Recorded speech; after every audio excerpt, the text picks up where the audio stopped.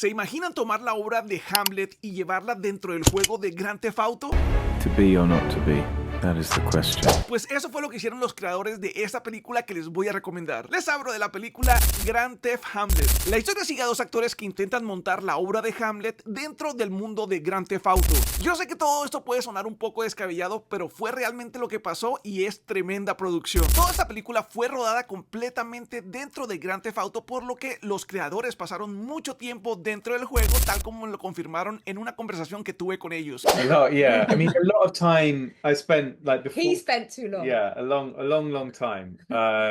Yeah, I can't remember. You know, you get like at the end of the year on PlayStation, you get like how many hours you spent in each game. I can't remember exactly what it was, but it was a lot, hundreds of hours. De las cosas más interesantes de esta producción fue ver cómo lograron reclutar jugadores de GTA alrededor del mundo para que hicieran parte de la obra. Y la verdad, el resultado fue totalmente asombroso, cómo seleccionaron las distintas locaciones dentro del juego para poder adaptar esta obra. Y quizás al igual que yo, ustedes se estén preguntando, pero ¿por qué Hamlet? Yo le hice esa misma pregunta a los creadores de la película y esto fue lo que me dijeron. There's something about it that was instinctive, I think, that felt like it just fits the world.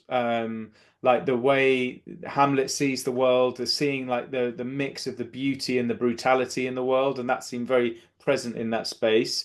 But also, I think the way GTA is this cultural phenomenon that everyone knows of, even if you've not played it before, you have this idea of it. It means something to people. It's got this cultural weight.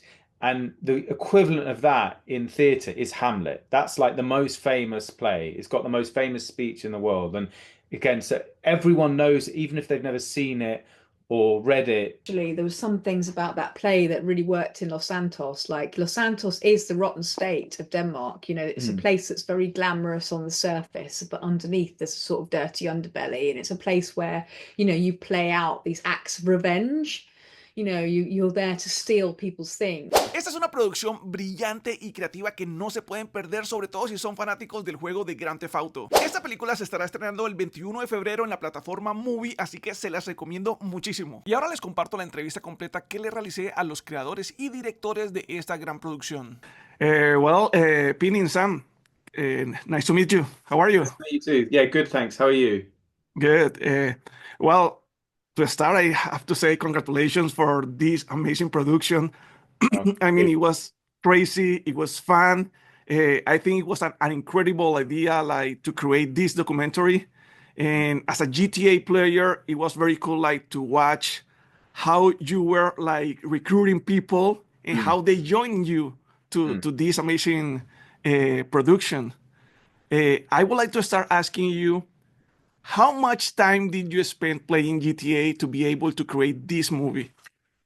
A lot. A lot, yeah. I mean, a lot of time I spent like before. He spent too long. Yeah, a long time.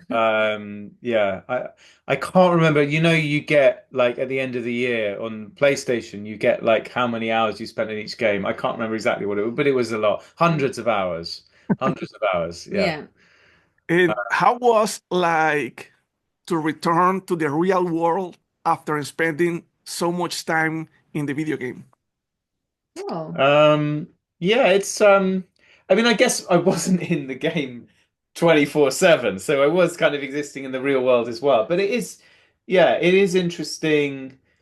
What's interesting is when you go to places like where you see similar environments, like you're on a beach and you think, oh my God, this is just like in GTA, or you go, you know, you see a skyscraper. I actually went to Los Angeles not long after we'd finished playing the game and played like shooting the film. And it was really strange because I was like, oh, there's the Vinewood Bowl, but it's not the Vinewood Bowl, it's the Hollywood Bowl. And I was trying to look out like the map and Santa Monica Pier. And there's a thing like when you kind of go to LA and you think, God, I know, you know, I know this place, I know where you're at, and I'm sure if you just turn right here, we'll come to the pier, and you're like, I know. And it's really weird, like, you know, you go into like a 7-Eleven and like you think, is that guy an NPC? Yeah. You know, the person who's like selling you. It's funny as well when you see people, I think it's so funny when you see people in real life doing these sort of repetitive movements, like, and you think, like, I remember once seeing someone afterward this woman kind of got out of her car and she was like, on her phone. It was like she'd got stuck in a loop, and she was there, just like, this is so. It's like we are living in a video game, and But there's a aren't we? glitch in this programming, and she's got stuck, and like, Well, we might be living in a video maybe we game. are, maybe we There is are. actually serious physicists who believe it. We're Yeah, living yeah. in the Matrix. Yes, yeah, Yeah, it's the yeah. simulation. Theories. Yeah. Yeah, Yeah. Well, we know in GTA players like when they are playing like to eliminate people, crash everything in their way, and fight with all the NPC.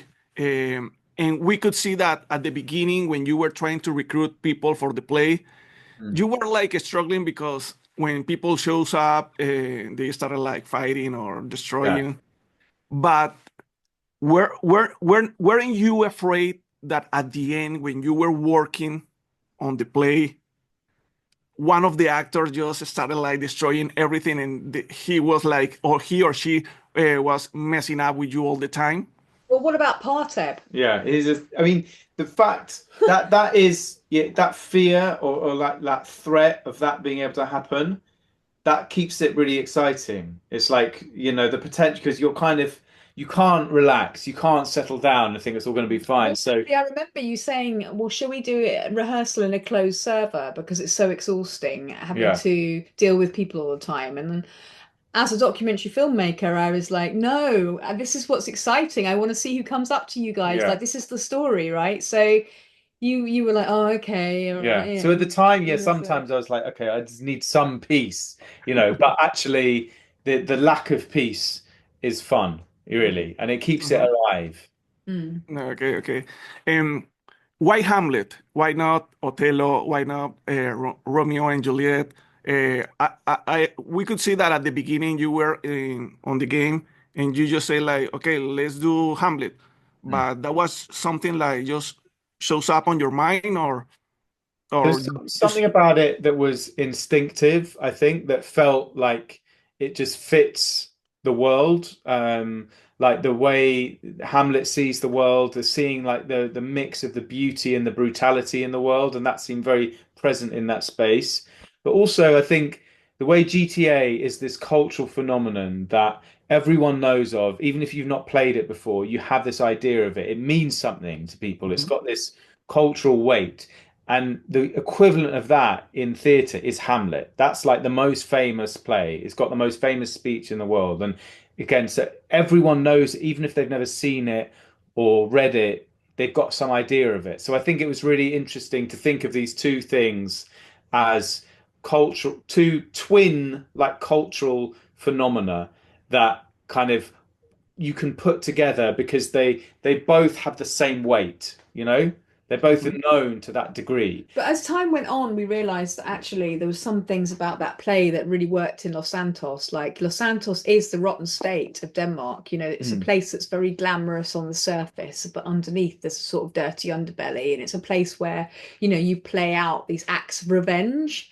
You're there to steal people's things, and in Hamlet, obviously, Polonius, not Polonius, the Claudius? Claudius is stole his brother's crown and his wife, so Mm. it's kind of it felt right. I mean, obviously a lot of Shakespeare plays do have those kinds of grand themes of revenge. I mean, Macbeth is similar, he's very ambitious, he wants to Mm. become king, but I think, I do think there was more to it than that. and also there's a thing of like the creativity and the kind of thinking about performance and like like you do in a video game, you're kind of creating a world in there and you're playing. And like in Hamlet, they put on a play. There's the play within the play. Mhm. So that aspect of it Yeah. works really well And as well. Hamlet like does a lot of speeches about, I don't really know who my family are anymore.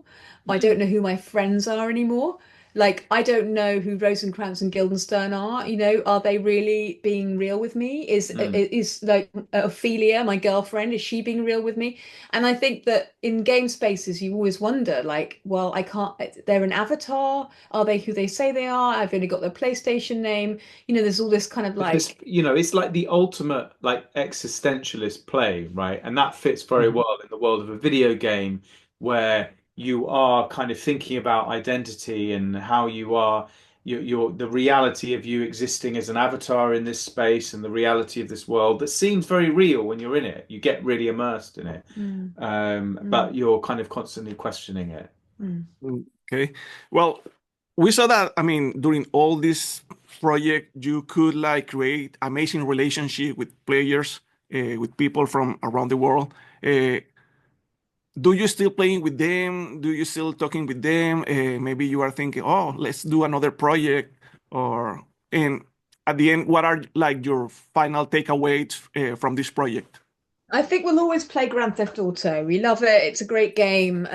We've obviously got lots of friends in that space now through doing the project. Obviously, you always have to, everyone has breaks from games. I mean, I don't know about you, but maybe you've had times when you'd be like, I don't want to play this game anymore for a bit, and then you go back to it and enjoy it again.